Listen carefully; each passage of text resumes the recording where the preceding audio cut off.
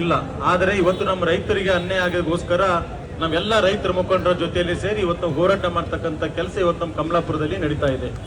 ಅನೇಕ ಬಾರಿ ನಾನು ಇವತ್ತು ಜಿಲ್ಲಾ ಸಚಿವರಿಗಾಗಿರ್ಬೋದು, ಮುಖ್ಯಮಂತ್ರಿಗಳಿಗಾಗಿರ್ಬೋದು, ಬೇರೆ ಬೇರೆ ಸಭೆಗಳು ನಡೆದಂತ ಸಂದರ್ಭದಲ್ಲಿ ನಾವು ಅನೇಕ ಸಚಿವರು ಕೂಡ ಮನವಿ ಕೊಟ್ಟಿದ್ದೇವೆ. ಜಿಲ್ಲಾಧಿಕಾರಿಗಳು ಹಿಡ್ಕೊಂಡು JD ಹಿಡ್ಕೊಂಡು ಎಲ್ಲರೂ ಕೂಡ ನಾವು ಖುದ್ದಾಗಿ ಹೋಗಿ ಭೇಟಿಯಾಗಿ ಇವತ್ತು ಬೆಳೆ ವಿಮೆ ಕೊಡ್ತಕ್ಕಂಥದ್ದು ವಿಶೇಷವಾಗಿ ನಮ್ಮ ಗ್ರಾಮೀಣ ಮತಕ್ಷೇತ್ರದಲ್ಲಿ ರೈತರಿಗೆ ಅನ್ಯಾಯ ಆಗ್ಯದಂತಕ್ಕಂಥದ್ದು ಕೂಡ ಅನೇಕ ಬಾರಿ ನಾವು ಎಲ್ಲ ಅಧಿಕಾರಿಗಳಿಗೂ ಕೂಡ ತಿಳಿಸಿದ್ದೆವು.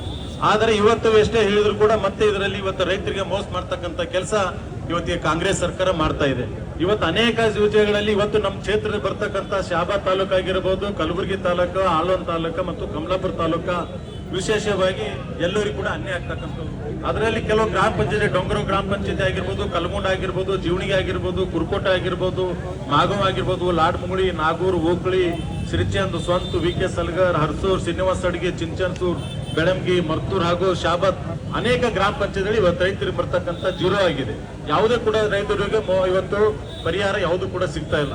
ಈ ರೀತಿ ಅನೇಕ ಸಮಸ್ಯೆಗಳು ಇವತ್ತು ಮಾತೆತ್ತಿರ ನಾವು ದೇಶದ ಬೆನ್ನೆಲುಬು ರೈತರು ಅಂತಕ್ಕಂಥದ್ದು ಮಾತಾಡ್ತಾ ಇದ್ದೀವಿ. ಆದ್ರೆ ಇವತ್ತು ರೈತರಿಗೆ ಅನ್ಯಾಯ ಆದ ಕೂಡ ತಕ್ಷಣನೇ ಸರ್ಕಾರ ಬೆಳೆ ವಿಮೆ ಏನ್ ಬರಬೇಕಾಗಿದೆ ಅವರಿಗೆ ಕೊಡ್ತಕ್ಕಂಥ ಕೆಲಸ ಆಗ್ಬೇಕು.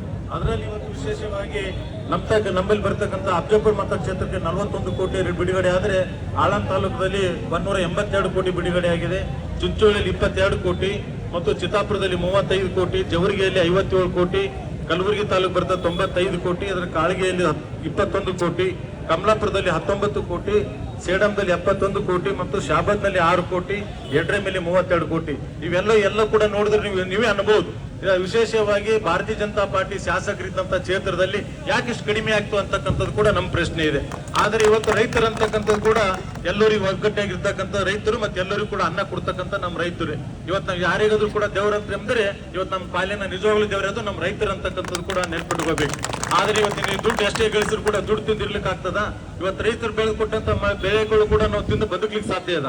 ಆದ್ರೆ ಯಾರ್ಯಾದ್ರೂ ಕೂಡ ಅನ್ಯಾಯ ಮಾಡ್ತಕ್ಕಂಥ ಕೆಲಸ ಇವತ್ತು ವಿಶೇಷವಾಗಿ ರೈತರಿಗೆ ಅನೇಕ ಬಾರಿ ಅನ್ಯಾಯ ಆಗ್ತಕ್ಕಂಥ ಕೆಲಸ ಆಗ್ತಾ ಇದೆ. ನಾವು ಈ ಮುಖಾಂತರ ಕೇಳಕ್ಕೆ ಇಷ್ಟೇ ಬಯಸ್ತಾ ಇದ್ದೀವಿ, ಆದಷ್ಟು ಬೇಗನೆ ರೈತರಿಗೆ ಏನ್ ಪರಿಹಾರ ಸಿಗಬೇಕಾಗಿದೆ ಆದಷ್ಟು ಬೇಗನೆ ಪರಿಹಾರ ಕೊಡ್ತಕ್ಕಂಥ ಕೆಲಸ ಆಗ್ಬೇಕು. ಮತ್ತು 1 ಎಕರೆಗೆ 1 ಲಕ್ಷ ಕೂಡ ರೈತರಿಗೆ ಸಾಲ ಮನ್ನಾ ಕೂಡ ಏನಿದೆ 1 ಲಕ್ಷವರೆಗೂ ಕೂಡ ಸಾಲ ಮನ್ನಾ ಆಗ್ಬೇಕು ಅಂತಕ್ಕಂಥದ್ದು ಕೂಡ ನಮ್ದು ಇಡೀ ರೈತ ಮುಖಂಡರ ವತಿಯಿಂದ ನಮ್ದು ಬೇಡಿಕೆ ಇದೆ. ಇದರಲ್ಲಿ ಆದಷ್ಟು ಬೇಗನೆ ನೀವು 13 ತಾರೀಕು ಒಳಗಡೆ ಏನಾದ್ರೂ ಕೂಡ ಏನು ಸಮಸ್ಯೆ ಇದೆ ರೈತರು ಬೆಳೆ ವಿಮೆ ಪರಿಹಾರ ಕೊಡ್ಲೇಬೇಕಂತಕ್ಕಂಥ ವಿಶೇಷವಾಗಿ ಹೇಳಕ್ ಬಯಸ್ತಾ ಇದ್ದೀನಿ. ಆದ್ರೆ ಯಾವುದೇ ಕಾರಣದಲ್ಲಿ ಆಗ್ಲಿಲ್ಲ ಅಂದ್ರೆ ನಡೀತಕ್ಕಂಥ ಮುಂದೆ 13ನೇ ತಾರೀಕು ಅಧಿವೇಶನದಲ್ಲಿ ಒಳಗಡೆ ಕೂಡ ನಾವು ಹೋರಾಟ ಮಾಡ್ಲಿಕ್ಕೆ ಕೂಡ ನಾನು ಸಿದ್ಧ ಇದ್ದೀನಿ ಅಂತಕ್ಕಂಥದ್ದು ಕೂಡ ಸಮಯ ಕೂಡ ಆಗಿದೆ.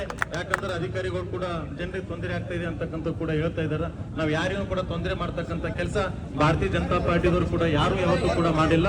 ಆದರೆ ಇವತ್ತು ಅನೇಕರು ಕೂಡ ಈ ಕಾರ್ಯಕ್ರಮದಲ್ಲಿ ನಮ್ಮ ರೈತ ಮುಖಂಡರು, ಭಾರತೀಯ ಜನತಾ ಪಾರ್ಟಿಯ ಎಲ್ಲ ನಮ್ಮ ಹಿರಿಯ ಮುಖಂಡರು, ಕೆಲವು ಹೆಸರುಗಳು ತಗೊಂಡಿರ್ಬೋದು, ಕೆಲವು ಹೆಸರು ತೋರದಿರಬಹುದು, ಈ ಕಾರ್ಯಕ್ರಮ ಬಂದಂತ ಎಲ್ಲ ನಮ್ಮ ರೈತ ಮುಖಂಡರು ಭಾರತೀಯ ಜನತಾ